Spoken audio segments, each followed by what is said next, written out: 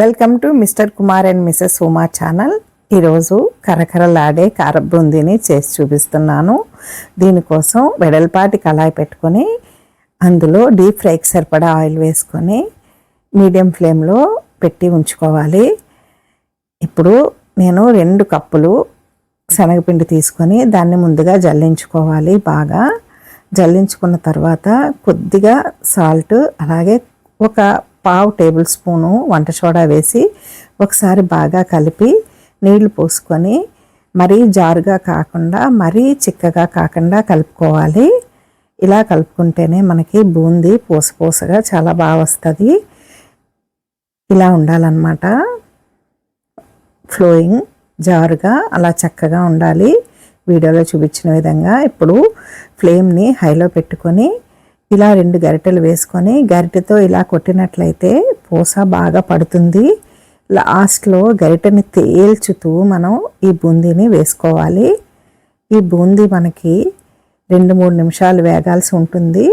మీరు చూసి వేపుకోండి. 2-3 నిమిషాలు అన్నాను కదా అని అలా వదిలేయకూడదు. క్రిస్పీగా ఉండాలి కదా బూందీ అంటే, కారం బూందీ. ఇలా ఎర్రగా ఫ్రై అవ్వాలి.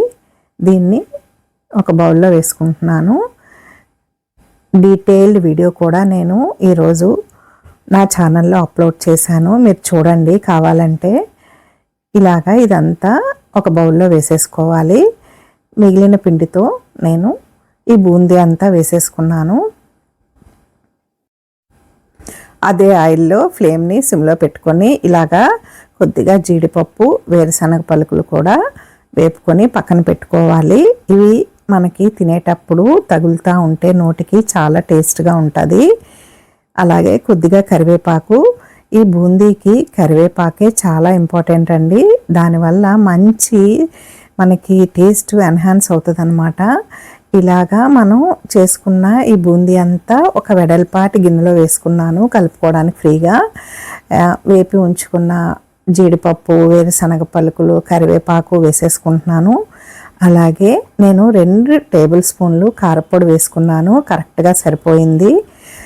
కొద్దిగా సాల్ట్ అంటే 1 టేబుల్ స్పూన్ వేసుకున్నాను, కరెక్ట్గా సరిపోయింది. వీటన్నిటినీ ఇప్పుడు అన్నీ కలిసేలాగా కలిపేసుకోవాలి. అంతేనండి, కారం బూందీ కరకరలాడుతూ రెడీ అయిపోయింది. టేస్ట్ చాలా బాగుంది. ఒకసారి మీరు కూడా ట్రై చేయండి. ఈ వీడియో కనుక నచ్చినట్లయితే లైక్ చేసుకొని సబ్స్క్రైబ్ చేసుకొని తప్పకుండా సపోర్ట్ చేయండి. ఇలా మరిన్ని వీడియోస్తో మీ ముందుకు వస్తాను. Thank you for watching.